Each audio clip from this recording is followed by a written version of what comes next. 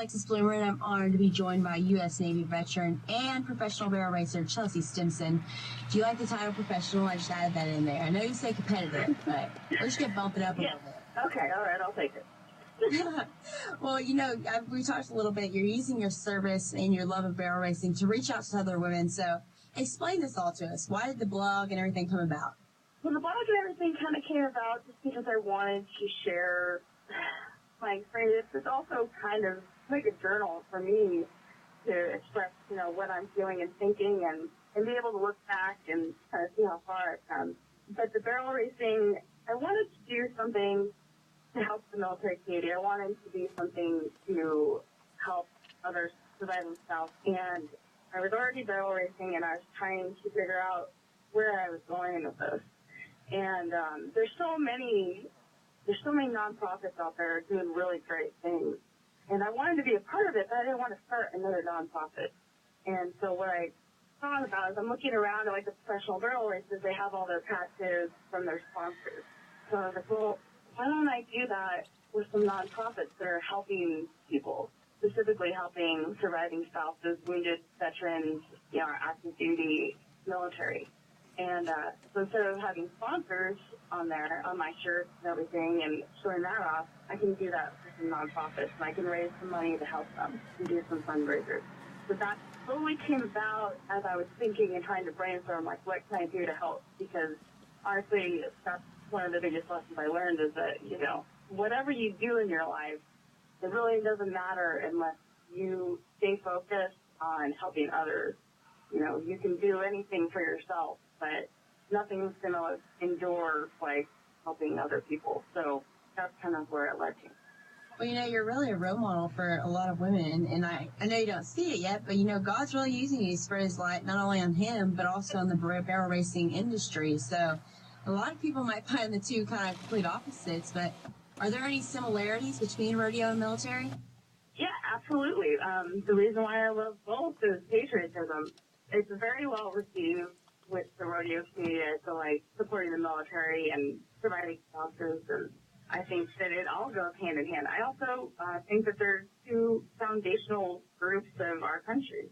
Rodeo ties into ranching and farming, which, is a huge piece of our foundation, and so is our military. So there are two groups of people that are serving this country to make it run.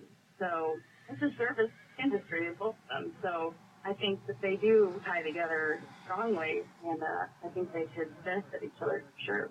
And I would love to see some other veterans out there barrel racing and participating in rodeo.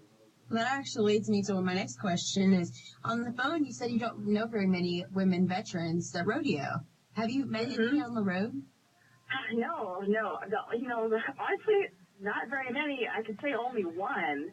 One other veteran has contacted me, and really, she was like me. It had been a long time for her from riding, and she contacted me because she wants to get back into barrel racing. So she's just starting, and that's going to be the challenge, I think, for a lot of veterans is you have been gone from horses, gone from rodeo, or perhaps never even got started in rodeo, but you want to. So I hope to encourage them, you can still do it. It doesn't matter how much time has come by or how old you are. Well, they say that riding a horse is kind of like riding a bike, too. Once you do it once, you kind of just hooked.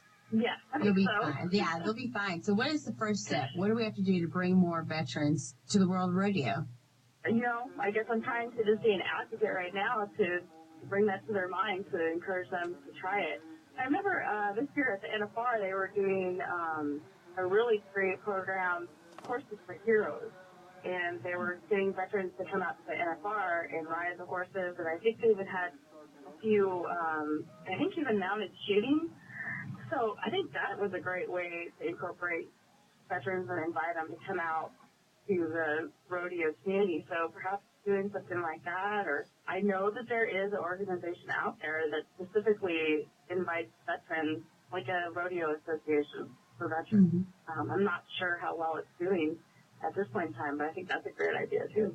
I think it would just shed more light on it.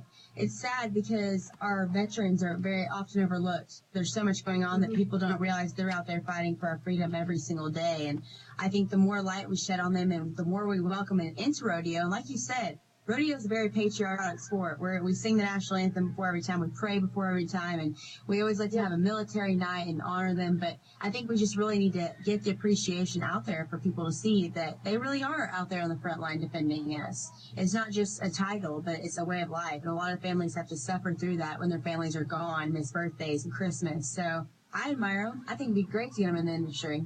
Yeah, absolutely. Absolutely. I think they'd be an asset. It would be really interesting. I think it would just benefit both communities. Okay, for rodeo fans that don't know anything about what it means to serve, unless they're really active military, I guess, what do you want people to know about our military?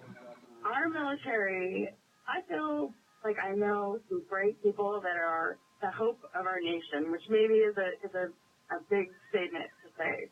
But I know some really amazing people that are out there, and their lives are dedicated to serving, and that is all they ever wanted to do, and they're proud to do, and they don't want anything in return, and they don't care about having the spotlight or being thanked. They just truly want to ensure that the country is free and that everyone still is able to enjoy their freedom, not worry about harm coming to them, and they do it for you, and they do it for their families, they do it for everyone. I mean, I think that really is the key, just the selflessness. Like, there's some really great people out there that want to ensure that you can live your life and take hold of every opportunity that comes your way. So, I don't know. I feel really strongly about that. I get really excited about it because the world's full of a lot of different people, and to know these people, it just blows my mind. They really do inspire me. The people that give up everything, give up holidays, give up time with their families, these men and women they're really amazing. They have an internal feeling that they need to spend their lives serving this country and helping others. And I think that's so admirable. I love that. Me too, definitely. Chelsey, you have a lot going on, but what's next for you? What's your next goal? My next goal is, with barrel racing, is to get my pro card. So that's what I'm working on. I know you're going to be able to accomplish it. Thank you. Thank you so much. Well, thanks for joining us, guys, this week on Alexis Bloomer Off the Record. What a great show. We'll see you right here next week. Join us on social media to see who's coming up next.